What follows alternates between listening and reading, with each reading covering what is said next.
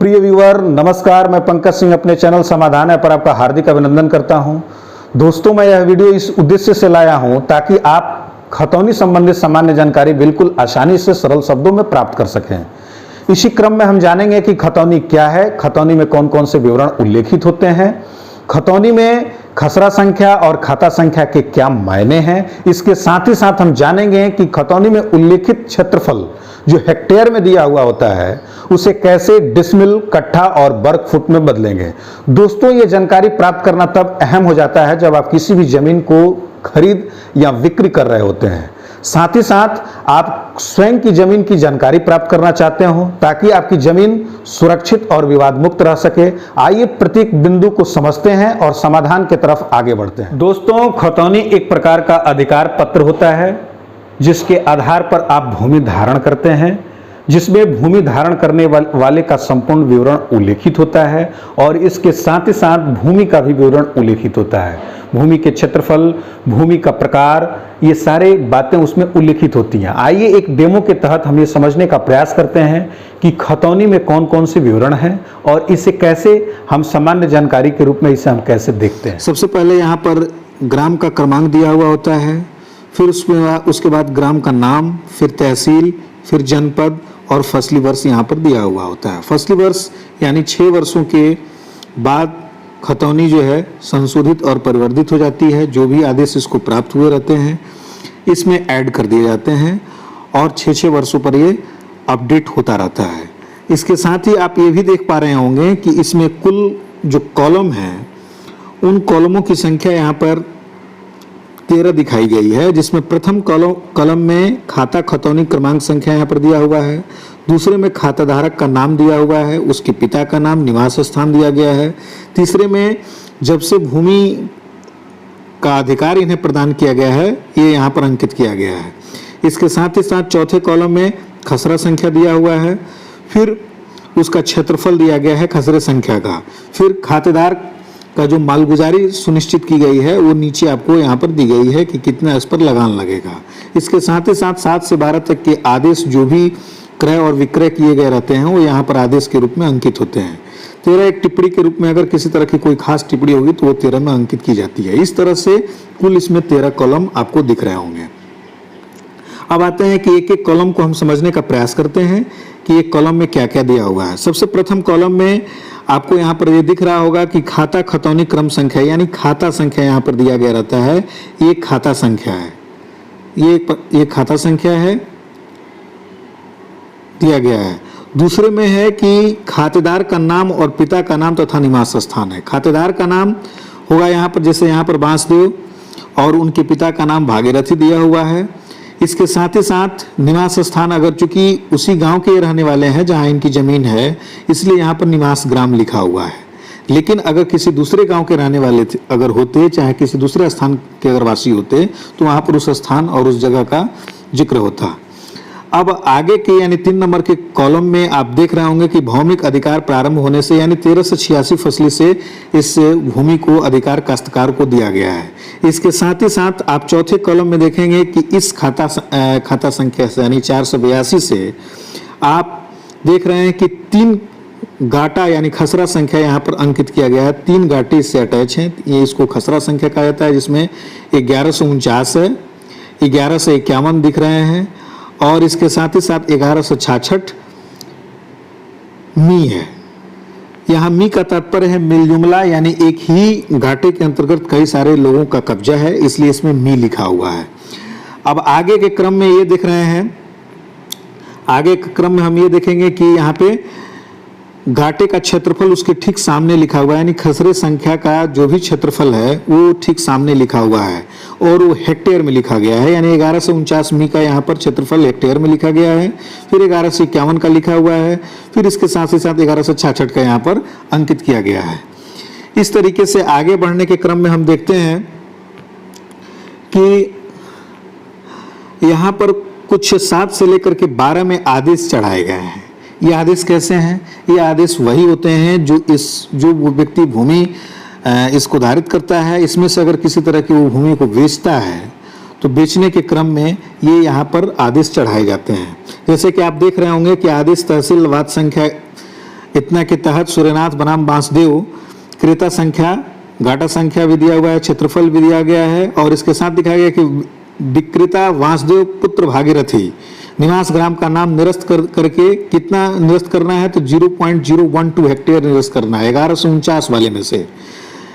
और इसके साथ ही वो किसको निरस्त करके क्रेता सूर्यनाथ पुत्र खेदन निवास ग्राम के नाम सह खातेदार दर्ज हो, यानी इन्होंने इनसे बैनामा लिया हुआ है और ये जो पूरा आदेश यहाँ पर अंकित किया गया है, बैनामे का यहाँ पर आदेश अंकित कर दिया गया है यहाँ पे। इसी तरीके से आप ये भी देख पा रहे हैं कि यहाँ पर कुल कितने गाटे हैं ये भी लिखा हुआ है। कुल कितने गाटे हैं यहाँ पर लिखा हुआ है कि 3 गाटे हैं। उसके बाद से टोटल क्षेत्रफल शब्दों में भी लिखा गया है, फिर कितना लगान है उसको भी शब्द में यहाँ लिखा गया है। तो ये एक सामान्य विवरण है। इसके साथ ही साथ यहाँ भी हम एक देख रहे हैं कि एक विवरण यहाँ लिखा हुआ है कि श्रेणी 1 का भूमि जो संक्रमणीय भूमिधर के अधिकार में हो। ये एक ऐसी श्रेणी होती है जो काश्तकार की भूमि होती है और वह इस श्रेणी में होने के नाते वह अपनी जमीन को बेच सकता है और कोई भी व्यक्ति इसके जमीन से विक्रय जो कर रहा है उसे क्रय कर सकता है। तो ये श्रेणी यहाँ पर अंकित है, ये श्रेणी 1 का है। भूमि खरीदने से पहले आपको ये मालूम होना चाहिए कि किस श्रेणी की भूमि हम खरीद रहे हैं। तो ये श्रेणी का यहाँ पर दिया गया है, श्रेणी का जिक्र किया गया है। दोस्तों अब आइए हम दिए गए क्षेत्रफल को कैसे डिसमिल, कट्ठा और स्क्वायर फीट में बदलेंगे ये जानते हैं। बदलने के लिए सबसे पहले हम बेसिक यूनिट्स को जान लेंगे कि बेसिक यूनिट्स क्या हैं और उन बेसिक यूनिट की सहायता से आसानी से हम दिए गए क्षेत्रफल को कट्ठा, डिसमिल और स्क्वायर फीट में बदल पाएंगे। तो बेसिक यूनिट जो है वो है कि एक डिसमिल इक्वल टू 0.004 हेक्टेयर होता है। इसके साथ ही एक बिस्वा या यूं कहें कट्ठा में 0.0125 हेक्टेयर होता है। ये इसके बेसिक यूनिट हैं, यानी एक डेसिमल में 0.004 हेक्टेयर और एक बिस्वा या कट्ठा में 0.0125 हेक्टेयर होता है। साथ ही एक अगली यूनिट हमें होगी कि एक डिसमिल में 435.6 स्क्वायर फुट होता है, वर्ग फुट ये होता है। अगर ये 3 यूनिट हमें मालूम है तो हम आसानी से हेक्टेयर में दिए गए क्षेत्रफल को डिसमिल, कट्ठा और स्क्वायर फीट में बदल पाएंगे। आइए सबसे पहले 1149 मी के दिए गए क्षेत्रफल 0.9830 को हम डिसमिल, कट्ठा और स्क्वायर फीट में बदलते हैं। यहाँ पर जो दिया गया क्षेत्रफल है 1149 मी का, वह है कि 0.983 हेक्टेयर है। अब हमें इसको बदलना है डिसमिल में। तो जैसा कि हम जानते हैं कि एक डिसमिल इक्वल टू 0.004 हेक्टेयर होता है, तो 0.983 हेक्टेयर को डिसमिल बदलने के लिए हम भाग दे देंगे, यानी 0.9830 है 0 में डिवाइडेड बाई 0.004 से हम भाग देने पर हमें जो प्राप्त होगा रिजल्ट वो प्राप्त होगा 245.75। ये डिसमिल में आंसर आएगा इसका। यानी हमने देखा कि 0.983 हेक्टेयर की जो भूमि थी उसको हम लोगों ने डिसमिल में बदला। तो डिसमिल में बदलने के लिए मात्र आपको इतना ही करना है कि दिए गए हेक्टेयर के क्षेत्रफल को 0.004 से आप डिवाइड कर देंगे। डिवाइड करने के बाद 245.75 डिसमिल ये भूमि आई। अब इसी को हम कट्ठा में बदलते हैं। कट्ठा में बदलने के लिए आपको क्या करना है, कट्ठा में बदलने के लिए जैसा कि मैंने बताया है कि एक कट्ठा या एक बिस्वा इक्वल टू 0.0125 हेक्टेयर होता है। तो जो भी क्षेत्रफल आपका दिया गया है उसको 0.0125 हेक्टेयर से भाग दे देना है। यानी क्षेत्रफल हमें 1149 मीटर का क्या दिया गया है हेक्टेयर में 0.9830 हेक्टेयर दिया गया है। इसको हमें भाग दे देना है 0.0125 से। हमें रिजल्ट प्राप्त होगा 78.64। ये कट्ठा या बिस्वा होगा, कट्ठा या बिस्वा हो जाएगा। इस तरीके से हम ज्ञात कर लेते हैं।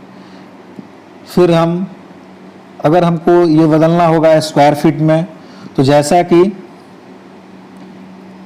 स्क्वायर फीट में बदलने के लिए